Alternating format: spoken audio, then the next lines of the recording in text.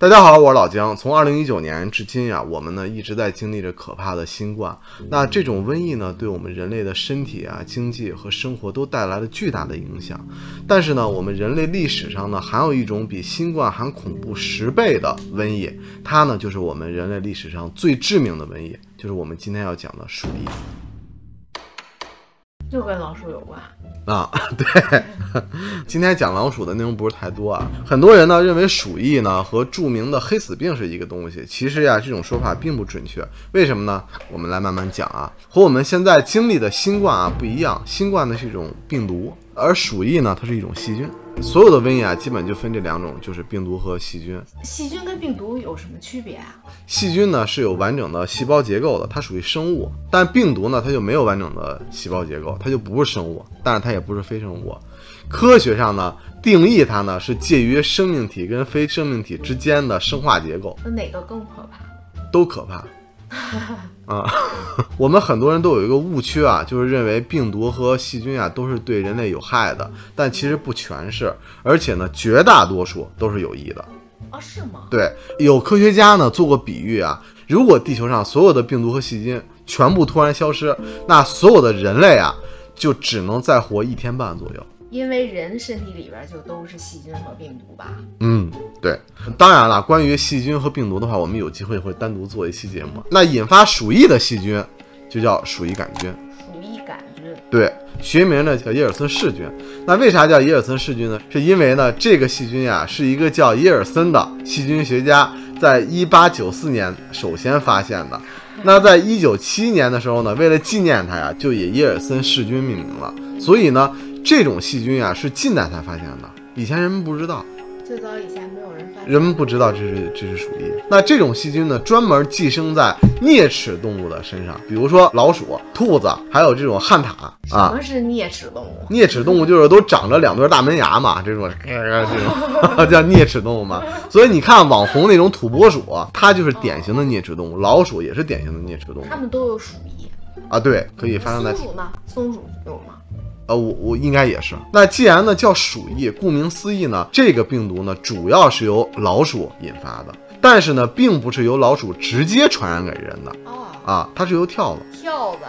当老鼠呢感染了鼠疫杆菌以后，它就开始生病，因为老鼠的免疫力啊非常强，所以呢它不会很快就死了。但是呢跳蚤在老鼠的身上它吸血嘛，吸血的时候呢鼠疫杆菌就会感染到跳蚤的体内。但是呢跳蚤的免疫力呢它不如老鼠，所以呢鼠疫杆菌呢就在跳蚤的体内呢迅速的繁殖，从而形成了菌落。那菌落呢就会堵塞跳蚤的消化系统，那越堵呢跳蚤就越饿，所以呢当跳蚤没有老鼠咬的时候，它就开始咬人。跳蚤在人的身上吸血的时候，因为消化道堵塞，所以呢它吸着吸着它就吐了，明白吗？它就吸不动了。那这个时候呢就把体内的鼠疫杆菌和血一起吐到了人的身上，这时候鼠疫杆菌就从皮肤进入了人的体内，人呢也就感染了。这个呢就是鼠疫最原始的传播方式。那跳蚤会死吗？它会堵塞，它死不死我不知道，它会饿啊。那它应该也活不久。那根据感染的部位和阶段不同啊，鼠疫主要分3类。第一种呢，最常见的就叫腺鼠疫。人呢感染了鼠疫杆菌之后，细菌呢就会先攻击人体的淋巴系统，比如说脖子呀、腋下呀，那这些地方就会发炎、肿大、溃烂。然后呢，身体就会发烧、意识不清。相比呢，腺鼠疫是这几种鼠疫里面致死率最低的。你知道它有多少吗？多少呀？你猜？我估计你想不到。100个人里面，如果得了腺鼠疫，有50个到70个人会死掉，对吧？那基本上感染上都会死。世界上致死率最高的。第二种呢叫肺鼠疫。那人得了腺鼠疫之后，细菌呢侵入到肺部，就得了肺鼠疫了。那肺鼠疫患者呢，呼吸道的分泌物当中呢就含有大量的鼠疫杆菌，那它一咳嗽就形成了细菌微粒和气溶胶，就跟这种飞沫传播一样，空气中呢就可以传播了。所以这种呢更可怕，因为它可以人传人。鼠疫也可以人传人？对啊，同时呢这个致死率呢就能达到100%了非常恐怖。几乎你得了肺鼠疫，就是如果不及时治疗的话就会死掉了。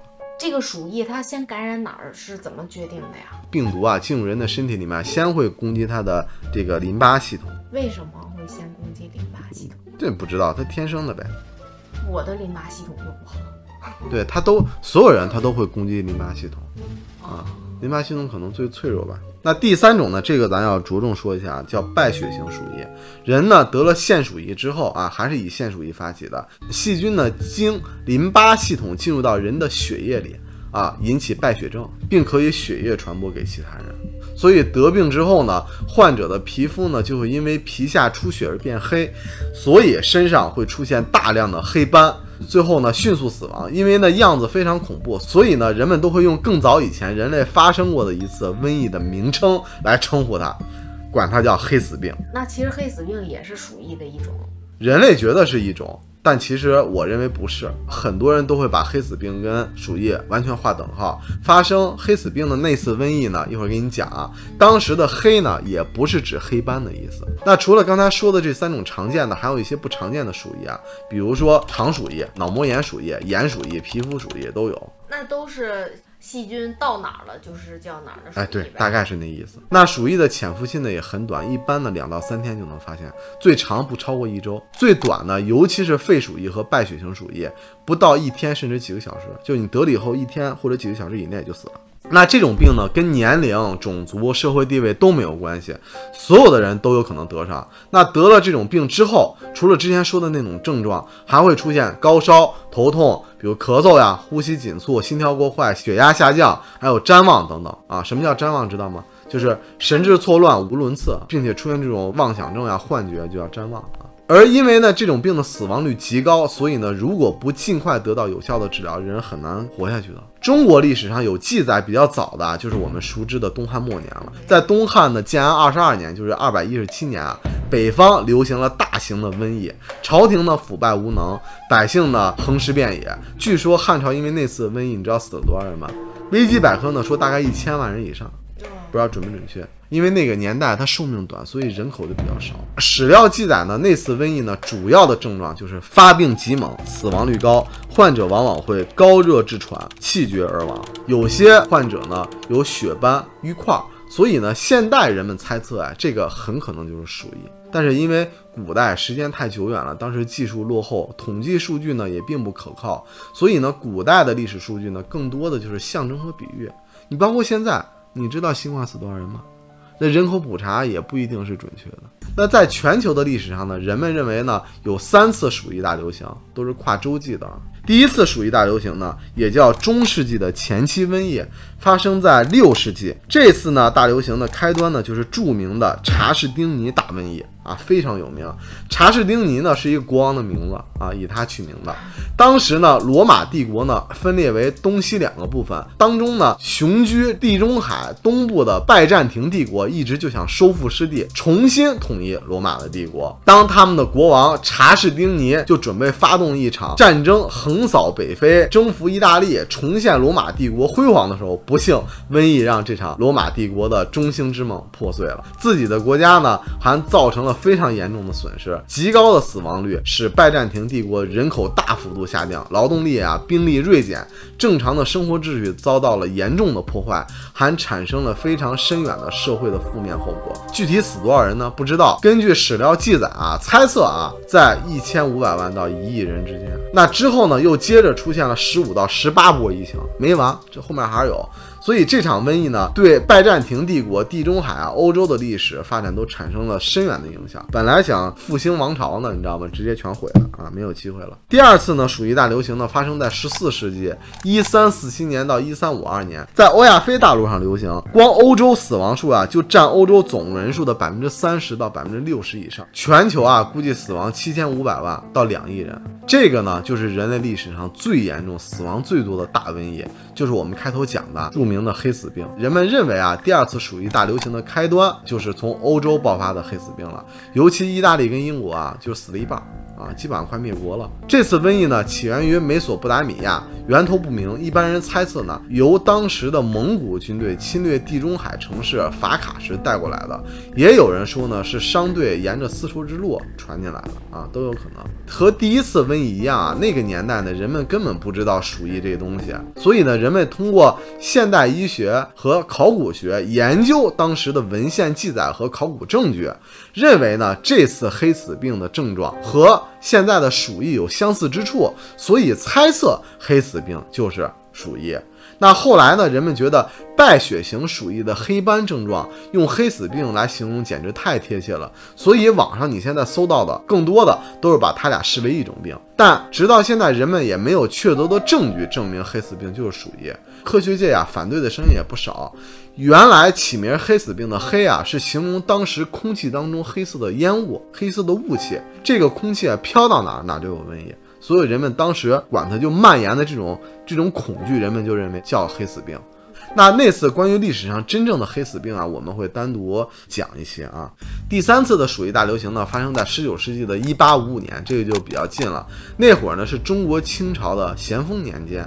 当时呢，清军呢正在镇压云南的回民起义，伴随着鼠疫呢也在那儿爆发了，以线鼠疫为主。这次是直到呢1890年的时候呢，传播到了香港、广州等地，此后呢逐渐传播到了世界超60多个国家和地区。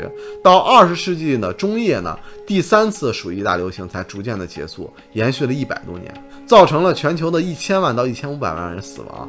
当中呢，以中国和印度这2个地方死亡人数是最多的在1894年的时候呢，亚历山大、耶尔森和其他的科学家先后通过解剖尸体病变的部位后，才发现了鼠疫杆菌，明白了病毒的来源和传播机制。人们那个时候才知道鼠疫这个病。那之后呢，通过研究才有了对应有效的抗毒血清所以在第3次的时候，人们才知道有鼠疫，所以把前2次，第1次、第2次才归为了鼠疫大流行。所以说鼠疫呢，给人类不仅带来了灾难，还影响了宗教战争和政治都有。直到现在呢，人类也没有完全的根除鼠疫。人们能做的呢，就是提高自身的免疫力，通过现代的青霉素抗生素等药物进行辅助。只要你能扛过去，就能获得永久的这个抗体。像我们现在呢，做的更多的主要还是防御为主。其实不光是鼠疫所有的瘟疫都只有这个办法，都是一样的。人类呢，历史上唯一战胜的一个病毒就只有天花，而且整整花了3000多年。所以更多的我们一般都是做好防御，通过药物辅助治疗获得抗体。